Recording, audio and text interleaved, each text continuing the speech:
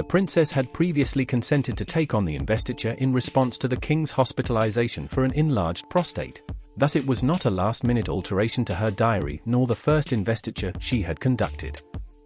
Her readiness to fill the void in favor of a beloved brother, as she had done for her mother Elizabeth II, was, however, wholly characteristic. The royal brother and sister have been the hardest-working royals in Britain by a wide margin for a long time. Both are workaholics who have fully inherited the illustrious commitment to service of their parents. The princess overtook His Majesty in the previous year, recording 457 engagements as opposed to the king's for 25. She will probably do it again this year, for reasons no one would have wanted for. Princess Anne is just as busy as her parents were, even in a period when the monarchy has shrunk, and even senior royals have fewer commitments than the hectic schedules that were typical 20 years ago. It is not rare to have several engagements in one day, often requiring helicopter rides between venues and multiple changes of attire. She will miss meals, much like the king, in order to cram as much as possible into busy days. However, as this week has shown, the Princess Royal is always willing to find time to support her father, the king. Neither she nor her office is caving into her age as she confidently marches towards her 8th decade. Like her instantly recognized hairstyle and her trim build, which enable her to reuse clothing from years ago, the speed of her professional life has not changed much. In the smaller monarchy of today, the diligent Princess Royal holds a special place. She is the most senior royal woman of her generation, after the Queen. She shares Camilla's admiration and the King's confidence, which accounts for her role as the gold stick in waiting during the coronation last year. The princess joked that it was like having the original close protection officer. The palace described the ceremonial function, in which she rode behind the King and Queen's coach, as an homage to her loyalty and unshakable dedication. She performed the same position for a second time in November at the King's first state opening of Parliament. 16th in line for the throne as of right now is Princess Royal. Her birth in August 1950, marked with a 21-gun salute in Hyde Park, placed her third in the line of succession, behind her brother Charles, born in 1948, and her mother.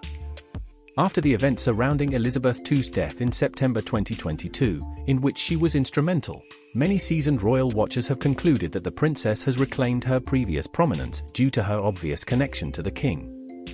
Her skyrocketing popularity ratings show this.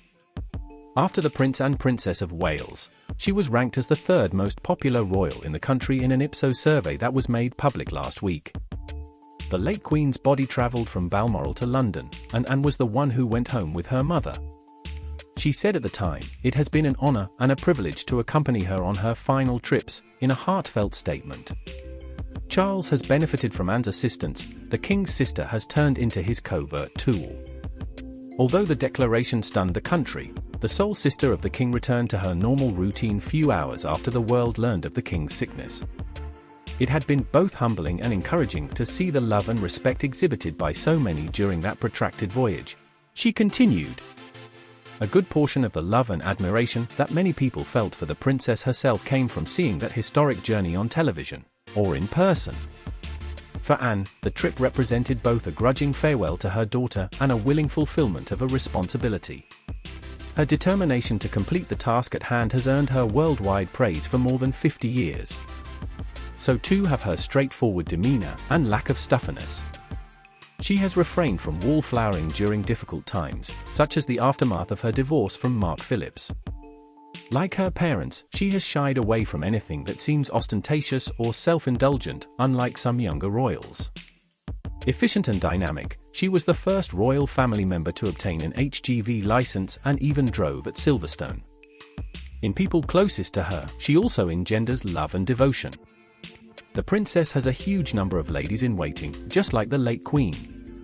10 of her ladies-in-waiting have served her for over 30 years, and some have been in the position for over 50 years. Above all, Anne is known for being trustworthy, a trait that is more important than ever right now. At the start of his reign, the king expressed his respect and adoration for his sister. Charles changed the Regency Act within months after his arrival, allowing Anne to resume her formal role that she had held for the previous 20 years. Edward, the Princess Royal's younger brother, and the Councillors of State Bill of 2022 established the positions. An authorized person to perform the constitutional functions of the monarch, such as approving laws or calling Privy Council sessions, is known as a Councillor of State. It is applicable when the king is ill or absent, which is typically the case when they are visiting a foreign country. Councillors in the past included the spouse of the monarch and the 4 royals who came after her in the line of succession.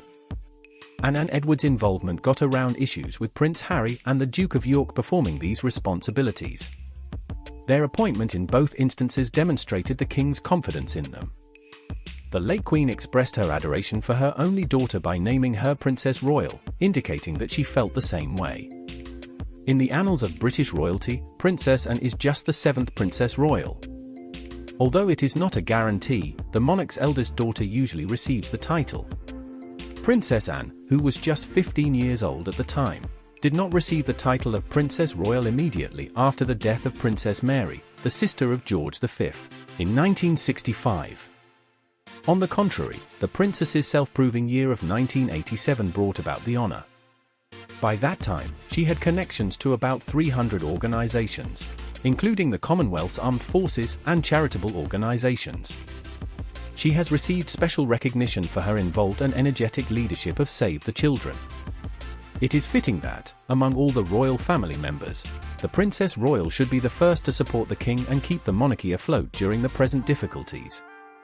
In addition to sharing an active, hectic public life, brother and sister are each other's first and oldest friends.